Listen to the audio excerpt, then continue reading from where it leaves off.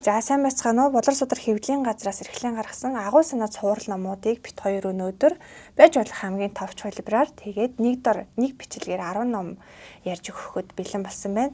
Энэ цувралын нэг онцлогийг нь хэлж өгье. Тэр нь болохоор тухайн нэг зохиолчийн бүтээлээс төвөрлээд эсвэл аль нэг жижиг зохиолын бүрэн ихээр нь ч юм уу оруулаад тэгээд зохиолчоос нь өөр нэр өгсөн байдаг гэсэн үг. Жишээлх юм бол энэ Игч дүүс гэдэг номонд Жалхан ах нар гэдэг бидний багтаа уншиж өссөн зохиолоос нь хэсэгчлээд оруулсан байдаг гэж.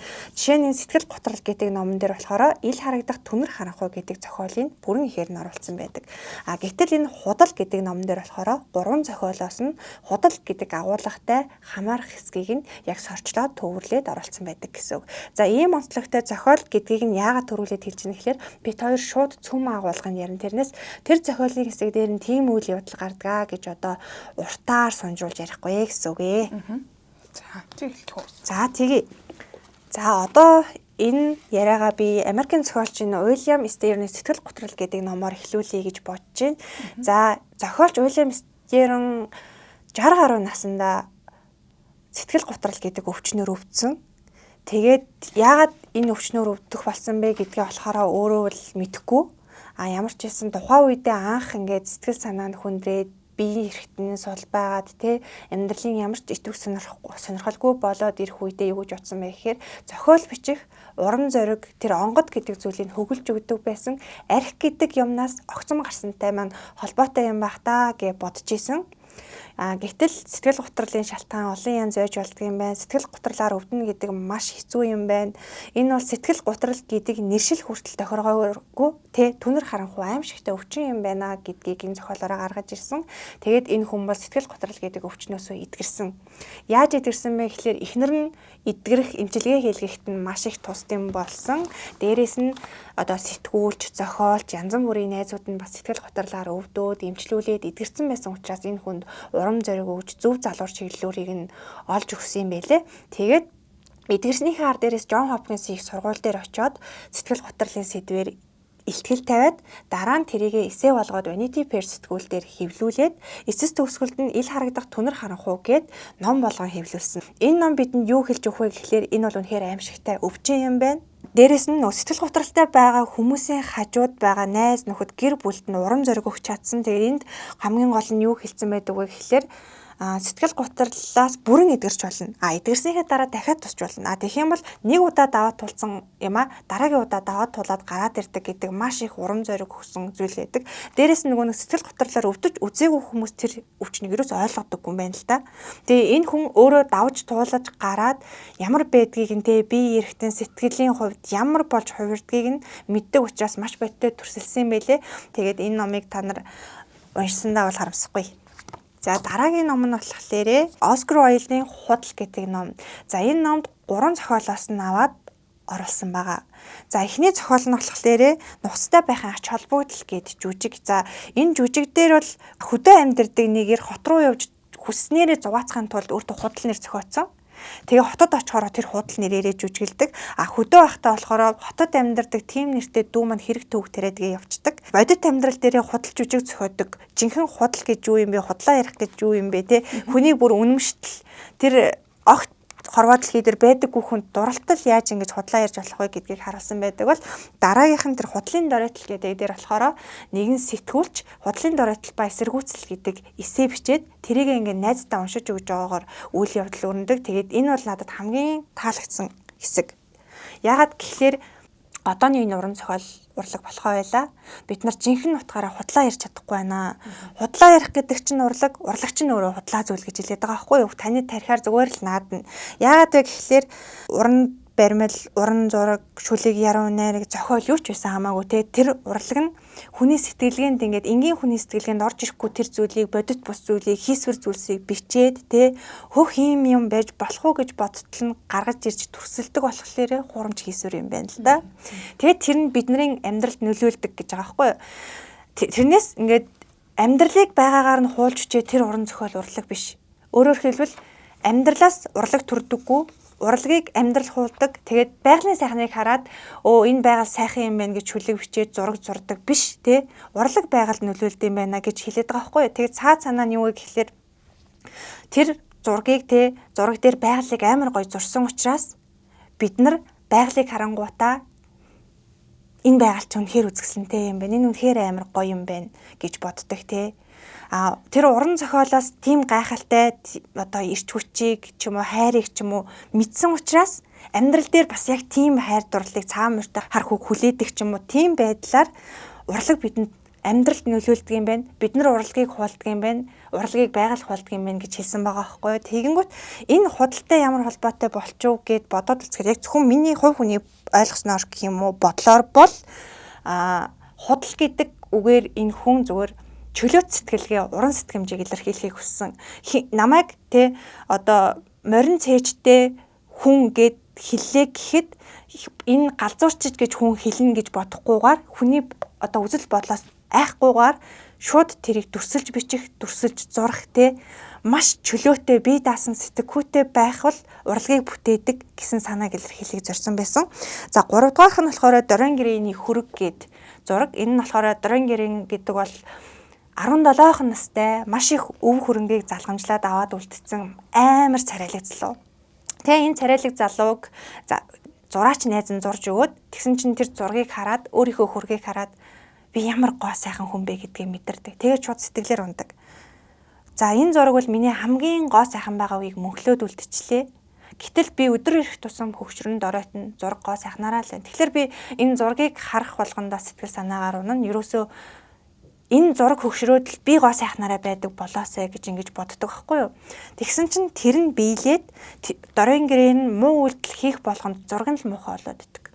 Тэгэнгүүт тэр зураг нь тэр хүнийг муу юм хийснийг илчлэх гэж байгаа тэр хүн мэдээд байгаа учраас тэрийг нууцлахаар шийдэж байгаа байхгүй. Тэгэхээр 3 дахь зохиолоос худал гэдгийг юу гаргаж ирэх гэсэн бэ гэхээр үнэнийг нуух гэдэг чинь худал юм байна гэсэн санааг энд гаргаж ирж байгаа юм гэж би ойлгосон.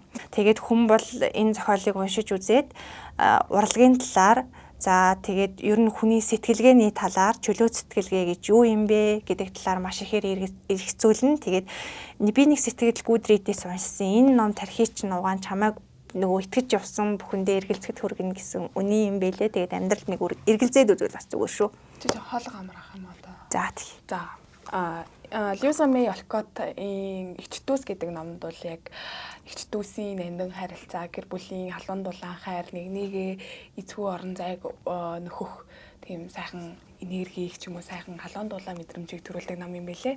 Би бас өөрөө уншаад бол маш надад таатай санагдсан. Ягаад гэвэл би ингээд хоёр эмэгтэйдүүтэй. Зохиолд бол Meg, Jo, Beth, Amy гэдэг 4 эгчийн талаар гардаг.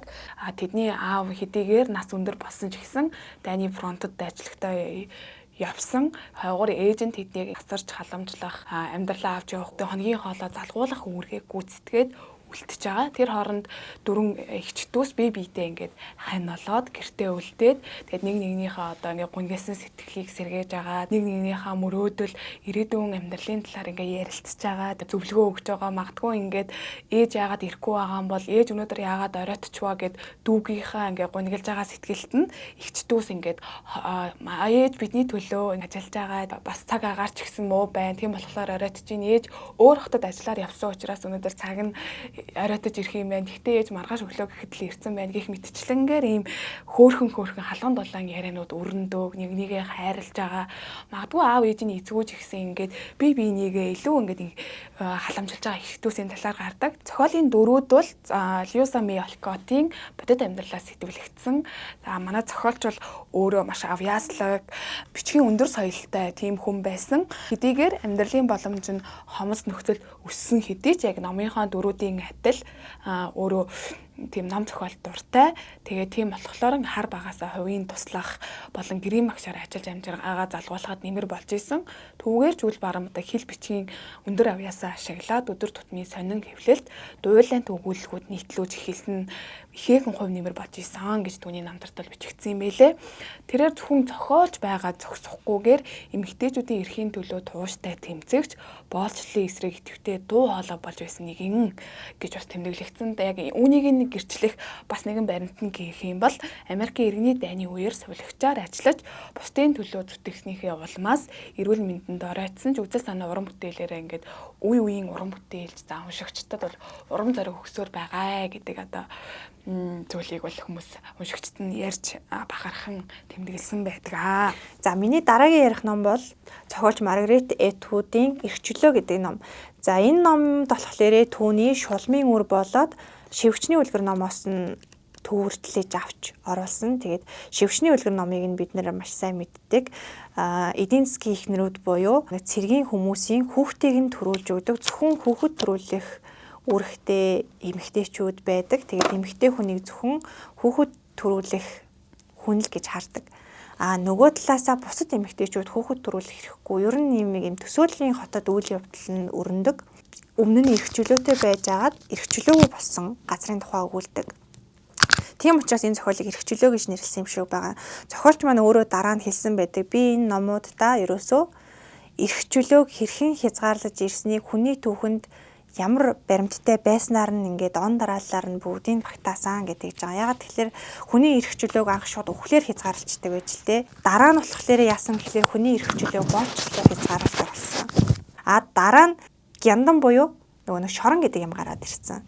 Тэгээд ийм арга замаар ингээд хүний эрх чөлөөг хордгиймаа гэдэг санаа гаргаж ирсний илэрхийлэл нь болохоор шулмын үр байдаг. Шулмын үр зохиол яадаг вэ гэхээр шоронд хоригдож байгаа элдв янзын гэмт хэрэгтэй хоригдлууд Шекспирийн шулмын үр жүжигт тоглодог. Алдартай театрын найруулагч ирээд тэр одоо соён гэгэрүүлэгч урмаар шоронгийн хоригдлуудыг ингээд жүжигт тоглуулдаг байхгүй юу? Тэгээд ерөнхийдөө бол яг энэ зохиолд эрх чөлөө гэдгийг яаж хязгаарлаж болдог вэ? Эрх чөлөө нэг талаасаа сайхан зүйл боловч нөгөө талаасаа бас ингээд хүнийг харанхуй руу түлхэж байдаг аимшигтай зүйл байдаг гэдгийг хэлсэн байдаг. Одоо зохиолч өөрөө эрх чөлөө бол хоёр үзүүртэй мэс гэж хэлсэн байгаа. Яагаад тэгж хэлээд байгаа юм бэ гэхээр бид нар өнөөдөр эрх чөлөөтэй амьдрахын тулд одоо эрх баригчдыг дээрээ гаргацсан байгаа шүү дээ. Одоо татврын мөнгөө төлөөд те тэдний гаргасан хууль журмыг нь мөрдөөд ингээд амьдарч байгаа шүү дээ. Өөрсдийнхөө эрх чөлөөг тэдгээр хүмүүсийн гарт даатгацсан байгаа шүү дээ. Хувийн мэдээллүүдэд өгсөн байгаа. Эн чинь өөрөө бас аимшигтай хэрэгшүүрн эцсийн эцэст бидний хинэн шоронгийн хоригдогч хинэн шоронгийн харгалзагч юм бэ? Ер нь тэд нар бидний эрх чөлөөг бүрэн дүүрэн хамгаалж чадах юм уу гэсэн юм тэрслэн үнцгийг гаргаж ирсэн байдаг. Тэгээд зохиолч өөрөө бас маш сонирхолтой. Ирээдүйн өв төслийн хүрээнд өөрийнхөө бидэнд тогтоомшуулаагүй байгаа шинэ зохиолыг Норвегийн ойд булаад үлдээчихсэн байгаа. Тэгээд түүний зохиолыг бид нар 2100 онд Норвегийн ойгоос ухаж гаргаад бид нар биш юм байна. Бидний хойч үеийнхэн уншин да. За дараагийн миний ярих ном болохоор Америкийн зохиолч Ричард Райтийн Ялгуурлал гэдэг ном. За Ричард Райт бол өөрөө өнгөт арьс зохиолч ахгүй юу? Хар арьст хөвгүүн болон унган нутгийн хүү гэдэг хоёр зохиолоос нь төвөрлөж аваад тэгээд ялгуурлал гэж нэрлээд хар арьстай хүмүүс хэрхэн ялгуурлан гадуурхалтанд өртдөг байсан бэ гэдгийг энд харуулсан байдаг. Жишээ нь зохиолын дүр Бигер Томас гэж байгаа байхгүй юу?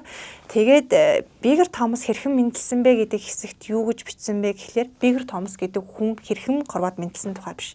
Бигер Томас гэдэг зохиолын дүр яагаад гарч ирсэн бэ гэдгийг бичсэн байдаг. Би ингээд нэг биш нилээд олон Бигер Томсыг мэднэ гэд тэр Бигер Томсууд бүгдээрээ маш их тэр ялгуурлан гадуурхалтын улмаас хорсолдоо баригдаад ч юм уу те буруу зүйлийг хийгээд эцэст нь шоронд хоригдоод ч юм уу баригдаад ер нь амьдрал нь сайнгүйгээр төгссөн тухай илэрхийлж байгаа. Тэгэхээр зохиолчийн гаргаж ирсэн Бигер Томас хэмбэ гэхлээр нийгмийн дарангуйллын үр дүн байсан. Бигер Томас бол Бигер Томас гэдэг хүн биш. Бигер Томас бол хар арьснууд тэр чигтээ байсан. Цагаан арьстан, хар арьстан гэдэг зөвхөн та автобус таранбай гал тэрэг юунд ч суулаа гэсэн цагаан арьснуудын суудал тусдаа хар арьснуудын суудал тусдаа та тасалбар автаа хүртэл хоёр үрийг нэгэрж агсна. Та нарын амьдарж байгаа газар ондоо хотын төвд цагаан арьснууд амьдарж байгаа, хотын захад хар арьснууд амьдарж байгаа. Цагаан арьснууд хамгийн байж болох сайхан ажлыг хийж байгаа, уурхайг эзэмшиж байгаа, хөлөг онгоцыг жолоодж байгаа, онгоцны нисгэгч болж байгаа. Хар арьснууд болохоор тэдний жолоочийг нь хийж байгаа, гэрт нь аягийг угааж байгаа. Тэгтээ тэр ажилдаа хангалттай цалин авахгүй. Тэр ажилдаа удаан тогтвортой ажиллахгүй. Ямарваа нэгэн шалтгаанаар ажилласаа халагдчихна. Тийм учраас хар арьснууд хамгийн ядуу амьдарч байгаа. Тэгээд тэр олдсон боломжийг нь Энэ л таналт хангалттай гэсэн ухуулгыг өгөхийн тулд хэвлэл мэдээллийн хэрэгсээр зогсоо зайгүй нүддэг. Хар арьснууд хэрэг үйлдэх юм бол тэр бол хорвоогийн хамгийн муу хүн, хамгийн болж бүтэхгүй зүйлс хар арьснуудаар л гардаг. Гэтэл тэнд чинь цагаан арьснууд ч гэсэн гэмт хэрэг хийж байгаа шүү дээ. Тэгтэл цагаан арьснууд болохоор дараа нь суллагдсан явж идэг тий. Дахиад гэмт хэрэг хийж идэг. Гэтэл хар арьстай хүн гэмт хэрэг хийх юм бол тэр хүнийг зөвхөн үхэлүүлж байгаа. Тэгээд түүнийг үхүүлэхдээ хэрэг тогтож байгаа. Юу гэдэг вэ гэхээр тэр хүн хэнийг ч хүчирхийлээгүй байсан. Тэр хүн бэлгийн хүчирхийлүүлсэн. Цагаан арьс нэмэгтэй хүчирхийлсэн. Тийм учраас тэр өөхөх ялтай гэдэг ийм суртлах болгыг явуулдаг. Тэгэхээр зохиолч юу гэж хэлж байгаа вэ гэхлээр үе үеийн биегэр томсуудыг ийм нийгэм бүтээсэн юм аа. Энэ гэхдээ зүгээр шудраг бус нийгэм гэж хэлчих нийгэм биш. Дарангуйллын нийгэм. Энэ бол 250 жилийн Америкийн нийгмийн түүх. Өөрөөр хэлэх юм бол Америк ТV-г нээгээд тэнд байсан индианчуудыг хар арьснуудыг ингээд хөөж гаргаад тэднийг ашиглаад өнөөдрийн энэ байшин сувраг сүндрэлсэн эдийн засаг хөгжсөн Америкийг бүтээсэн. Тэгэхдээ тэднийг эхлээд боолчилсон. Тэгээд тэднийг ингээ хотын зах руу хөөж гаргасан хамгийн адгийн муу муухай хүмүүс юм шиг байлгасан 250 жил тийм зүйл үргэлжилсэн гэдэг бол хар арьстай хүүхдүүд төрхөөсөө л ямар нэгэн гин буруутай юм шиг мэдрэмжийг авч өссөн гэж байгаа байхгүй юу. Тэгээд Бигэр Томас гэмт хэрэг хийсэн 2 хүнийг алсан. Нэг цагаан арьс нэмэгтэйг үүндээ санамсаргүйгээр алчихсан. Тэгээд тэрэндээ гимшснээсээ болоод найз бүсгүй нь өөрийг нь илчилчихнэ гэж бодоод хар арьстай найз бүсгүйгээ алдсан байхгүй юу. Ингээд мань хүн алуурчин болоод үлдсэн. Гэхдээ тэр хүн алуурчин болсны шалтгаан нь энэ нийгмийн дарангуйл юм шүү гэдгийг цагаан арьстай Марк гэдэг өмгөөлөгч нь шүүх хуралдаан дээр өмгөөлж хэлдэг. Энэ бол шудраг шүүгч байхын тулд та энийг үндсээр нь ойлгох ёстой. Энэ хүнд өөхөх ял оноож болохгүй. Бигэр Томас үхлээгээд энэ зүйл чинь өөрчлөгдөхгүй. Та нийгмийн өөрчлөлтийг хийхийг хүсэхгүй байгаа бол үр дүнгээ үзэж чадахгүй. Хувьсан өөрчлөгдөхгүй бол та нар өнөөдөр ийм хэрэг гарлаа гэд үр дүнгийн тэр аллагыг ч юм уу ямарваа нэгэн гэмт хэргийг харчаад гайхширч жүжиглэх шаардлага байхгүй. Энийг үндсээр нь өөрчлөх ёстой гэдэг зүйлийг хэлдэг боловч эцэст Бигэр Томасыг цаазаар авах шийтгэл хүлээсэн л Тэгээд энэ дээр бол ерөөсөө гин буруу гэдэг бол юу юм бэ? Хүний эрх гэж юу юм бэ? Шудраг ёс гэж юу юм бэ? Эрх тэгш гэж юу юм бэ гэдгийг харуулсан энэ зохиол дээр. Тэгээд энэ зохиолыг би хуулийн салбарынхан уншаасаа ойлгоосэй гэж хүссэн. Яагаад тэгэхээр хүнд ингээд гин буруугийн мэдрэмж байгаад байх юм бол өөрөө аяндаа ухамсараараа өөрийгөө зөвтгөх шалтгаануудыг хайж эхэлдэг юм байна. Тэгээд тэр шалтгаануудаа хайж ирээ явж исэн чи ямар ч гарцгүй тэр хүн тухайн зүйл дээр ялалтыг олох боломжгүй болоод дороотоод буураад ирээд ялагдаад ирэхин цагт хамгийн нэг гаж буруу зүйлийг хийж ийн гэж юм л та. Тэгэхээр гин буруу гэдэг чинь өөрөө хүнийг тийм гаж зүйлд хүргэж जैन өөрийгөө өмөрөхийн тулд хамгаалахын тулд байж болох муу муухайг хийхэд хүргэх тийм нэг хүч болж штэ тэрийг илэрхийлсэн байгаа байхгүй. Тэгэхээр бид нар өнөөдөр яагаад хэрэгтнийг гин буруутай гэдгийг шүүхээр тогтоогдохоос нааш гин буруутай гэж хэлж болохгүй гэд шүүхээр нэг орж байгаа тэр хүнийг шүүгдэгч гэж нэрлээд цагдаа дээр байхад нь жижигтэн гэж нэрлээд байгаагийн учир шалтгаан бас энд байдаг юм байна гэдгийг бас эндээс ойлгож болмоор тэгээд хүний эрх гэдэг үл ерөөсөө шударгаар сэтгэж бодох юм байна. Бусдын нөлөө бодолд автахгүй юм байна гэдгийг энэ ном маш сайхан гаргаж ирсэн. Тэгээд түрүүний миний ярьсан энэ Оскар Уайлдын худал гэдэг номон дээр хэлсэн байдаг байхгүй юу? Хүний гол зүйл нь илэрхийлэхийн төлөө өөрийгөө илэрхийлэхийн төлөө хүн амьдардаг гэд. Тэгээд тэр илэрхийллийн шалтгаан илэрхийллийн нэг хэлбэр нь урлаг. Хүн өөрийнхөө дотоод ертөнцийг ч юм уу тэрийг ингээд тасралтгүй илэрхийлж болох хэлбэр нь урлаг байдаг гэж гарсан бол энэ номон дээр хүний илэрхийлэл нь ингээд гимт хэрэгээр гарч ирээд байна. Энэ хүн ингээд төрсэн цагаасаа хойш ялгуурлан гадуурхалтанд өртөөд тийм учраас цээжинд дотор нь ингээд багтаж ядсан их уур уцаар ямар нэгэн юм болохгүй байх гэдэг мэдрэмжийг бүр Бигэр Томас ингээд хар багасаа л цээжинд мэдэрдэг байсан. Тэгээд хүссэн юм хүзүүгээр татна гэдэг шиг санаандгүйгээр хүн алаад тэгээд тэрэндээ маш ихээр гимшдэг байхгүй юу? Өөрөөр хэлэх юм бол тэр хүний нөгөө нэг нийгмээс авсан гадуурхалт нь гимт хэрэг гэдэг тэр өөрийгөө илэрхийлмээр байгаа шүү дээ. Илэрхийлэл нь гимт хэрэгээр гараад ирсэн. Ер нь бол энэ зохиол эрх чөлөөний бас нэг гайхалтай ойлголтыг гэх үү, ухамсарыг гэх юм уу танд өгнө. Би даасан сэтгэлгээ гэж юу юм бэ гэдгийг энэ дээр харуулдаг. Ер нь хүнийг өөрийг нь хамгийн их хэдэг зүйл нь өөрийн бодол санаа байдаг. Бас бусдын бодол санаа байдаг. Тэгэхээр өөрийн чинь дотоод зүүн савинд юунд итгэл үнэмшил төрж ин түүнийхээ төлөө тэмүүлэх хэрэгтэй, тэмцэх хэрэгтэй гэж хэлдэг. Яг энэ худалтай бас амар төстэй санагдаад байдیں۔ Ер нь их чөлөөтэй ч гэсэн адилхан. Ерөөсөө л энэ агуу санаа цувралд байгаа зохиолууд үнэхээр агуу санааг илэрхийлсэн байдаг. Тэр хувь хүн өөрөө ямарваа нэгэн зүйлд баригдалгүйгээр бүр түүхийн нотлохой баримтанд ч тэр бусдын үзэл бодолд ч тэр баригдалгүйгээр яг тэр нэг дотроо байгаа итгэл үнэмшлийн төлөө байх хэрэгтэй. Ерөөсөө бие дааж цэвэр өөрөө сэтгэж чаддаг, өөрөө бие хүн байх ёстой л гэж хэлээд байгаа юм шиг санагдсан. За миний дараагийн ярих ном болохоор Хятадын зохиолч Гуо Шяолугийн Хэл гэдэг ном. За эхлээд зохиолчийн тухай ярих гэж бодож байна. Зохиолч яг кино найруулагч мэрэгжилтэй. Тэгээ 30 настай анх Лондонд очоод тэгээд энэ зохиолыг бичсэн. Тэгээд зохиолын гол дүр нь болохоор 24 настай хятад эмэгтэй Лондонд очиж ер нь бол англи хэл сурахаар очдог. Яагаад гэсэн бэ гэхээр аав ээж нь тосгондоо хөрхөн гутлын үйлдвэр ажилладаг. Тэгээд тэр гутлын үйлдвэрт нь гадаад харилцагч түн шолж өгөхийн тулд ганц охин нь англи хэлтэй байх шаардлагатай болоод тэгээд аав ээж нь хуруу хумсаа хуглан байж олсон мөнгөөрөө охиноо Лондон руу хэл сурах гар явуулдаг. Тэгээд хэлний сургалтанд сууж байхдаа яг хэлээр дамжсан сэтгэлгээний ялгаануудыг олж хараад тэгээд тэрийг ном болгож бичсэн байдаг. Тэгэхээр агуу санаа цувралд Хятадын зохиолчийн ийм ном орж ирсэн нь бас гоё дорны үнцгийг оруулж ирсэн гэж би боддог. Ягаад тэгж хэлж байна вэ гэхээр өмнө ярьсан миний зохиолууд Америкийн ч юм уу Английн өрнийн гэмээр одоо онцлогийг шингээсэн илүү хувь хүн дээр төвлөрсөн зохиолууд бол хэл орж ирснээрээ дорныг монголчуудыг магадгүй хятадуудыг ер нь Азиудыг ойлгох боломжийг оруулж ирсэн юм шиг санагдсан. Ягаад тэгэхээр энэ зохиолын гол дүрийн бүсгүй эхлээд Лондонд нэлээд ганцаардаж тэгээ хоолн, цаг агаар нь, хил нь бүх юм нь хачин жигтэй санагдж агаад ашгүй нэг өөрийг нь ойлгох залуутай уулзаад тэрнтэйгээ хамт амьдардаг болдог. Гэтэл нэг өдөр тэрнийхээ нөгөө номн тавиар дээрх номнуудыг үзчихдэг байхгүй юу. Тэгээд тэмдэглэлийн дэвтрийг нь харчдیں۔ Тэгсэн чинь найз залуу нь уралдаг. Чи миний хувийн орон зайд халдлаа гэд. Тэгсэн чинь бүсгүй амар гайхчихлээ. Юу хувийн орон зай? Тэ бид нар чинь ингээд эцэг их эмээ өвөө хамаатан садантайгаа бүгднтэй нь хамт амьдардаг, бүгдээрээ суугаад хоололдог. Хувийн орон зай гэж юу юм бэ? Тэр чинь хинт хэрэгтэй юм бэ гэж гайхширдаг. Жишээ нь хэлний тал дээр л гэхэд те яагаад бийг онцлоод байгаа юм бэ англичууд? Яагаад би тэгсэн гээд байгаа юм бэ? Бид нар бол бийг өчүүхэн гэж хятадууд үздэг болохоор цаг хугацаа орон зайг өмнөө тавьдаг. Өгүүлбэрийн бүтцийн хувьд ч гэсэн орон зай цаг хугацаа гэдэг биднээс агуу тэр зүйлийг эхэлж хэлдэг.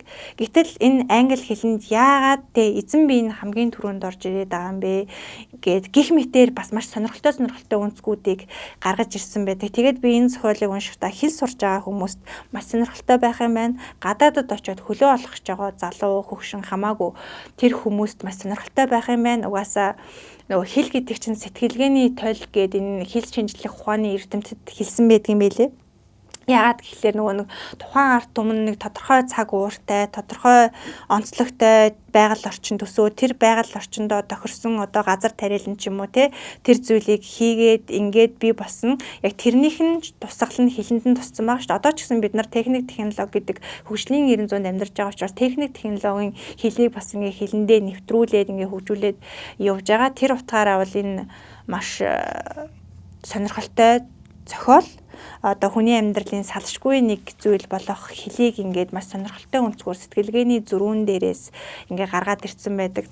За миний дараагийн ярих ном бол агуу санаа цувралын гэрлэл гэдэг ном. Энэ бол Английн зохиолч Жейн Остны бичсэн ном. За Жейн Остон бол одоогоос яг 250 жилийн өмнө амьдарч байсан эмэгтэй. Түүний зохиолууд дээр гэрлэлтийн тухай нэлээд их гарсан. Тэгээд энэ гэрлэл гэдэг номон дээр бол түүний бүр бүхэл бүтэн 4 зохиолоос нь түүж оруулсан. За бидний хамгийн сайн мэдих бахархал ба бардамнууд болон Нортенгрийн эдлэн тэгээд ятгалаг мэдрэмж ба мэдрэхүү гэсэн 4 номноос нь гэрлэлтэй холбоотой эсгүүдийг түүж оруулж ирсэн. Тэгээд уншигчид юу гэж дүгндэг вэ гэхэлэр түүний номнуудад гэрлэлтийг олон янз байдлаар төрсөлсөн. Тэгээд тэр дундаас өгж байгаа агуулга нь биднэрт зөв сайн гэрлэлтийг хэрхэн олж сонгох вэ гэдэг хичээлийг заадгаа гэж үздэг юм байлээ. Жейн Остныг амьдарч байх үеийн Англид гэрлэлт гэдэг бол эмэгтэйчүүдэд нийгмийн баталгаа өгдөг байсан. Хідээ чинээ хөрөнгө чинээтэй эрдээ гэрлэн чи төдий чинээ арай нэг амьдрал санаа зовхгүй амьдрнаа. Тийм учраас эцэг эх чинь чамайг аль болох хөрөнгө чинээтэй хүнтэй суулгахыг хүснэ. Өөрөөр хэлбэл гэрлэлт чиний сонголт биш. Хинтээ гэрлэх нь чиний сонголт биш. Хин нэгэн залуу гинт орж ирээд би өнөөдөр чамтай суун гэж хэлнэ. Эсвэл эцэг эх чинь тэр нэгэн залуутай чамайг гэрлүүлэх гэж оролдоно. Тэгэхээр Жен Остны энэ зохиолуудад дээр ямар санаа өгөөд байгаа юм бэ гэхээр эмэгтэйчүүд өөрөө гэрлэх хүнээ сонгох хэрэгтэй. Тэр гэрлэлт нь зөв байх хэрэгтэй. Тэ буруу хүнтэйгээ гэрчүүл амьдрал хичнээн хэцүү байх вэ гэсэн санааг бас гаргаж ирдэг. Дээрээс нь эмэгтэйчүүд эд хөрөнгө биш шүү гэдэг санааг бас ингэж гаргаж ирдэг. Жанет Винтерсны хайр гэдэг зохиолоос эхлэе гэж бодож байна. Энэ одоо нөгөө нэг зүгээр хайр гэдэг нэрээсээ болоод ч юм айгүй их зарагдсан юм шиг байлаа. Одоо нагуу санаа цуврал дотроосоо хэвлэн дууссан байсан. Яагаад тэгэхээр хайр гэдэг нэртэй. Гэтэл доторх агуулга нэг сонирхолтой юм шиг байгаа юм. Тийм. Би бас яг адилхан бодсон байхгүй юу? Хайр гэдэг хүн нэг л гарчигтай ном. Хайр гэдэг гарчигтай. За тэгээд дотор нь мэдээж уншаад явангууд маш өргөн агуулгатай. Мэдээж хэдэн 100 өгүүлбэр дотроос одоо хайрын тодорхойлтыг гаргаж ирэх чинь штэ. За тэгээ уншаа явсан чинь яг Жанет Винтерсон гэдэг зохиолч маань болохоор хайрыг маш сонирхолтой, дээрс маш зоригтойгоор илэрхийлж бичсэн юм байна. Түүний 1985 онд хэвлүүлсэн анхны роман Жүржүүл зөвхөн жимс биш романы ёс хэсгээс бас өөр хідэн хайртай холбоотой эсэнээс нэгээд аваад төвөрлээд хайр гэдэг нэрийн дор ингээ гаргасан юм байлээ. Энэ зохиолч маань өөрөө онцлогтой гэр бүлийнхээ тулгасан сонголтын үндсэн дээр ингээ номлогч болохоор ингээ бэлтгэгдчихсэн. За гэтэл яг эсвэргээрээ Жанет Винтерсон зохиолч маань яг үнэхээр ирээдүйдээ номлогчийн зам мөрөөр явахыг хүсээгүй, сүмд ингээд үлдсэн амьдралаа өнгөрөөхийг хүсээгүй. Тийм учраас ингээд гэр бүлийнхэнтэйг ингээд зөрчилдөөд 16 наснаа гэрээсээ явсан түүхтэй мэлээ. За яг тэр гэрээсээ явсан түүхэн гэх юм бол зохиолч маань өөрөө нэгэн эмэгтэй дурладаг. Тэр эмэгтэй дурласнаар ингээд ээжтэйгээ маш том зөрчилдөөн үүсээд ингээд өөрөө хувийн эрхчлөө. За ингээд шашин ертөнцийг үзлийнхээ эрэлт ингээ өөрийнхөө хүчээр өөрийнхөө өнцгөр өөрийнхөө нүдээр ингээ хараад дэлхийг таньж харж тэгээд амьдралын одоо туршлага хуримтлуулахаар ингээд гэрээсээ явдаг ийм онцлогтой зохиолч. Тэгээд ер нь ижил хүүснүүдийн хайрыг харуулсан гэж штэ. Гэтэ тэр чинь нөгөө нэг эрэгтэй эмэгтэй хүн бие биендээ татагтай адилхан л хайр байгаа штэ. Зүгээр л ижил хүүснэ гэж байгаас шүү штэ. Тэгэхээр хайр гэж яадаг зүйл юм бэ? Хайр ер нь хүнийг өвдөгдөг зүйл юм уу? Юу юм бэ? Нүгд одоо зохиолч хэлхийг хүссэн юм бол За яг тухайн цаг үедээ бол ижил хүснүүдийн хайр дурлалыг бол мэдээж хүлээн зөвшөөрөхгүй байгаа. Одоо энэ зохиол дээр гарч байгаа нэг дүр нэг эмэгтэй дурлаад за тэнгуү тэрийг нь болохоор тосгоныхан за тэр нөгөө эргэн тойрных нь хүмүүс ингээд байж боломгүй зүйл гэж үзээд хоёр ингээд амьдралаа цаашаа холбох аргагүйд хүрээд за нийгэм нь хүлээн зөвшөөрөхгүй байсан учраас тэр дурлсан эмэгтэй нь мэдээч ингээд өөр хэрэгтэй үнтэй гэрлээд ингээд явдаг. За тэнгууд үүнээс харахад бол мэдээч тухайн цаг үедээ ижил хүсний хайр дурлалыг бол ингээд хүлээн зөвшөөрдөг юм байсан юм байна. Тэрнээс үүдээд мэдээч шаналлыг мэдэрч байгаа. Ингээд хүлээн зөвшөөрөхгүйгээс үүдээд ингээд маш их гутралыг ирээдүгээ мэдээч тэр хүн ингээд төсөөлөх байгаа штэ. Би ингээд яагаад хайртай хүнтэйгээ хамж байж болохгүй гэж гисэн бас шунал тэр хүн дотор байгаа байхгүй юу. За тэнгууд эндээс бол бас нэлээд олон мэдрэмжийг олон өнгийн мэдрэмжийг ингээд харсан. Бас л тийм үнэхээр хүн хайртай хүнтэйгээ байж чадахгүй ямар хэцүү байдаг вүлээ. Жишээ нь би гэхэд ингээд дурлсан залуутайгаа хамт гэрлэж чадахгүй бол ямар их тийм сэтгэл зүйн хувьд гутрал тийм өвдөлтийг мэдрэх вүлээ. Яг тэрнтэй адилхан энэ ижил хүсний хайранд ч ихсэн бас олон мэдрэмж сүлэлдэж байдгийн байна гэдгийг бол харсан. Хайрын талаар бас нэг сонирхолтой номын эргэн тойрон тэгээ зохиолчийн талаар зарим зүйлийг ярьж өгье гэж бодож байна л доо. Энэхүү бүтээлийг бол одоо олон улсын уншигчид бол хайрыг ойлгох хамгийн зоригтой номуудын нэг гэж тодорхойлоод байгаа юм лээ. Яагаад тэгэхээр Жанет ингээд зохиолч маань уран зохиолоос гадна дэлхийн сонин сэтгүүл тогтмол нийтлэл бичдэг. Бас авьяастай уран бүтээлж байгаа. За тэр энэ авьяастай уран бүтээлч бас өөрийнхөө зохиол бүтээлээрээ өөрийн хувь хүний үзэл бодол ертөнцийг таних үзлээ ингээ шингээгээд ингээ бас өөрийн нэг тийм имижийг бүрдүүлсэн. Өөрийн бас нэг тийм уншигчтай болсон. Би бас энэ зохиолчийн талаар нэг сонирхолтой юм уншснаа хэлмээр санагчлаа. зохиолч маань ингээд шашны хатуудыг журамтай гэр бүл төссөн гэж байгаа шүү дээ. Зохиолчийг яг төрсэн ээж нь амар залуудаа гаргацсан учраас тэгээд нэг ойдлын газар ажилдаг ойдлчин бүсгүй байсан болохоор өргүүлсэн билээ. Ирээдүйн амьдралын сайн сайхныг нь бодоод тэгээд өргөж авсан айл нь бол Христийн шашинтай. Тэгээд тэдний гэрт уншиж болох ганц л ном байсан Библи. Өдөр болгон Библийг уншдаг. Тэгээд тэр Библийг уншина гэдэг нь өөрөө маш нэг эртний үг хэллэгтэй байна л та. Тэгээд тэр нь Шекспирийн тэр амар үг хэллэгтэй зохиолуудыг уншиж ойлгох түлхүүр болсон гинэ. Тэгээд энэ Библи гэдэг зүйл зохиолчийг бас нэг маш сайхан хэл найруулгатай бичдэг. Дээрээс нь тэр айхтар том шилдэг зохиолуудыг төвгүй уншаад ойлгоход нь тусалсан гэж өөрөө дурссан байл. Бас нэг сонирхолтой юм гэвэл зохиолчийн анхны роман Жорж бол зөвхөн Джеймс биш гэсэн ном байгаа шүү дээ. Энэ ном яагаад бүтсэн бэ гэв бас ингээ харсан чинь зохиолчийг өргөж авсан багт нь өргөж авсан ээж нь түүнд өдөр болгон ингээ Жорж Джеймс өгдөг байсан гэж байгаа байхгүй юу. Тэгээд тэр нь ямар учиртай юм бэ гэхээр зөвхөн нэг зүйлийг ингээд өдөр болгон тавтаад өгөөд ахаар хүн ингээд нэг тийм далд дутаа санаа ч юм уу ямар нэгэн зүйл тэр хүн хэлэх гээд байна гэж ойлгоно доо.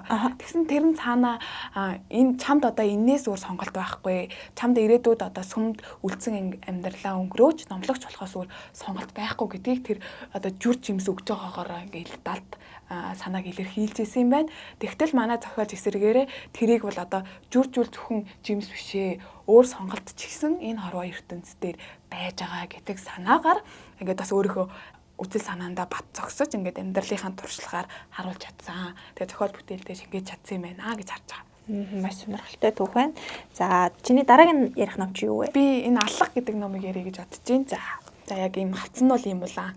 Бас ингээ хайрын хавцсан нь бас ийм улаан өнгөтэй байхгүй юу? Ингээ агуу санаа цоврлын номууд бол маш хүний амьдралд байж болох бүхий л одоо юу гэдгийг гэр бүл за тэгээ дээрээс нь шударга ёс хүний эрх хэрэгжүүлөө хувь хүний үзэл бодол за тэгээ сонирхолтой үйл явдал түүхүүдийг гаргадаг гэдэг түрүүнд хэлжсэн шүү дээ.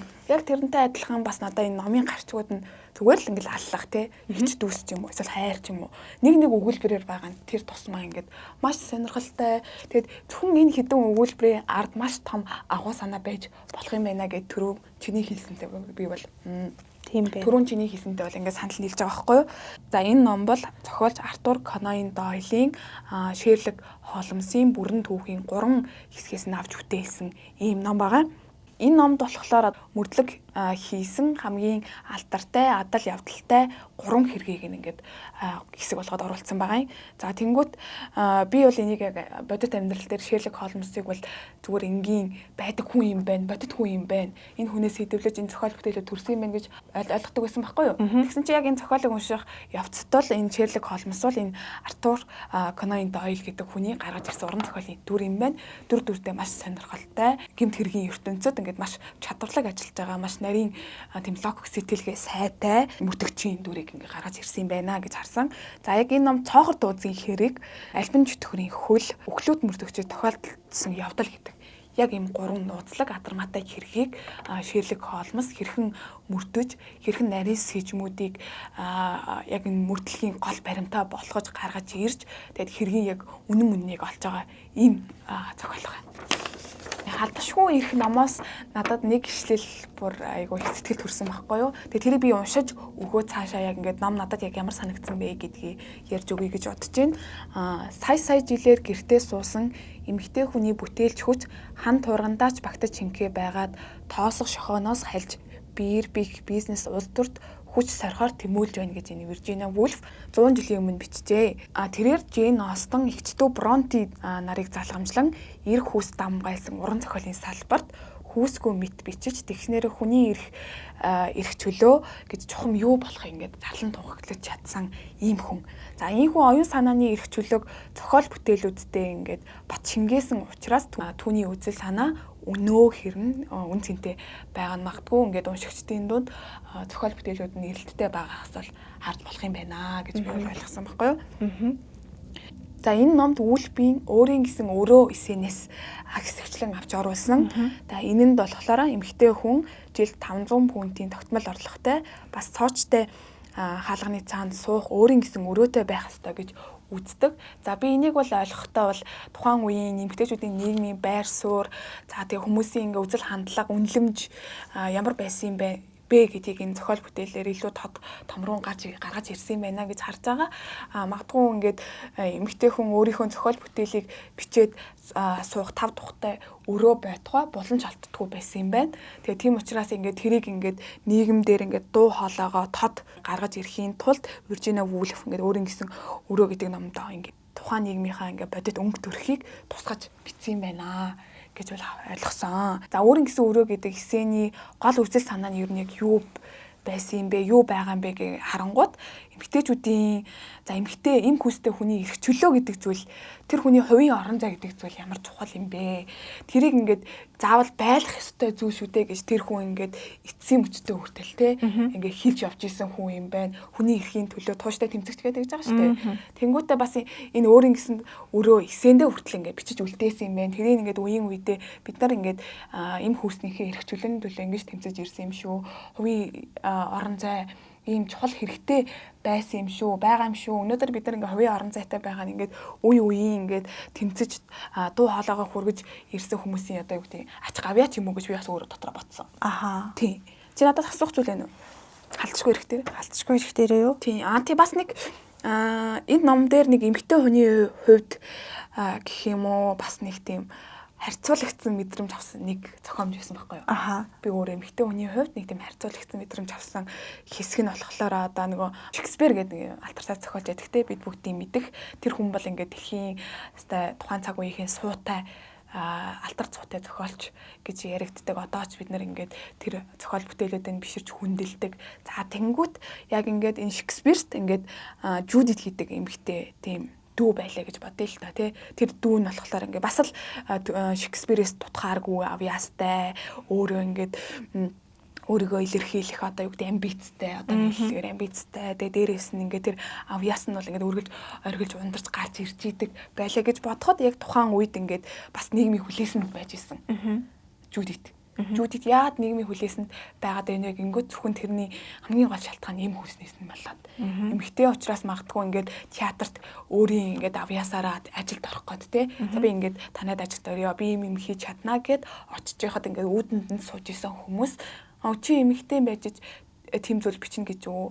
Чамд бол энэ хизээж давж орохооргүй тийм босго гэх мэтчлэнгээр яг юм хаалт тавьж исэн, үнэлэхгүй байсан тийм яг ийм зохиомжийг гаргаж ирсэн нь бол мэдээч яг нэг эмэгтэй хүнийхээ хувьд бас жоохон харамсалтай зүйлж гэсэндээ одоо яг ингээд энэ зохиол бүтээлүүдэд нийгэм цаг үе ингээд ховсон өөрчлөгдсөн байгааг харахаар энэ хүмүүсийн энэ зохиолчдын энэ уран зохиолын салбарт ингээд хүмүүс үзэл санаагаа шингээж ирсний ашиг тус нь өнөөдөр бид нар бас өөрөө дуу хоолойгоо чөлөөтэй илэрхийлж чаддаг, эм хүүснийхээ төлөө дуугарч чаддаг. Магадгүй эмэгтэй хүн хувийн орон зайтай байж болно гэдгийг итгэлтэйгээр хэлж чадахгүй хэмжээнд болсон юм байна гэж харж байна.